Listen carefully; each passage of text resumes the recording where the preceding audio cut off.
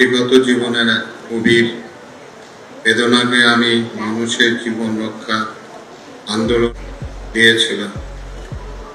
আজ সেই আন্দোলন এবং দিতি তখন বিবাহিত, সোহেল চৌধুরী, সে আবার নায়ক, এবং সে আবার শর্ত দূরে দিয়েছে যে তাকে না নিলে তার ওয়াইফকে দেবে না। স্ত্রী দিতির জন্য প্রতি রাতে কাঁদেন ইলিয়াস কাঞ্চন।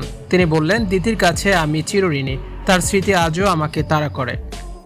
চিত্রনায়িকা পারভিন সুলতানা দিতি যখন ক্যান্সারে আক্রান্ত হয়ে পৃথিবী থেকে বিদায় নেন, তখন থেকে আজও সেই স্মৃতি ইলিয়াস কাঞ্চনকে নিভৃতে তাড়া করে বেড়ায়।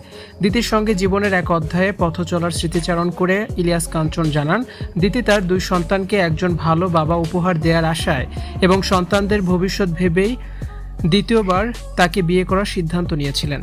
তবে সেই সময় তিনি নিজের সন্তানদের অগ্রাধিকার দিতে গিয়ে দিতির সন্তানদের সঙ্গে হয়তো পুরোপুরি ন্যায় বিচার করতে পারেননি। এমন এক গভীর অপরাধবোধ আজও তাকে তাড়া করে বেড়ায়। কঠিন ব্যাধি, কেমোথেরাপির যন্ত্রণার মাঝেও দিনরাত দিতির কথা ভেবে চোখের জল ফেলছেন বরেণ্য এই অভিনেতা। তিনি বলেন, দিতি নিজের জন্য নয়, সন্তানদের একটা ভালো অভিভাবক দেওয়ার কথা ভেবেই আমাকে বিয়েটা করেছিল, কিন্তু আমি সবসময় নিজের সন্তানদের বেশি প্রাধান্য দিয়েছি। আজ নিজের জীবনের শেষ প্রান্তে এসে মনে হয় আমি তার সঙ্গে অবহেলা করেছিলাম। সেই অপরাধ বোধ আর স্মৃতি প্রতিদিন আমাকে কাঁদায়।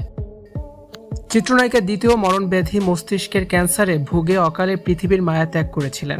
কাকতালীয়ভাবে আজ ইলিয়াস কাঞ্চন নিজেও ব্রেন টিউমারের মতো মরণব্যাধিতে আক্রান্ত হয়ে বেঁচে থাকার কঠিন লড়াই চালাচ্ছে। জীবনের এই শেষ সময়ে এসে চিকিৎসকদের করা বিধিনিষেধের মাঝেও তিনি অতীতের স্মৃতিতে ব্যাকুল হয়ে পড়েছেন। আগামী 12ই আগস্ট চিকিৎসকদের পূর্ব নির্ধারিত শিডিউল অনুযায়ী আবার যুক্তরাজ্যের উদ্দেশ্যে রওনা হবেন ইলিয়াস কাঞ্চন।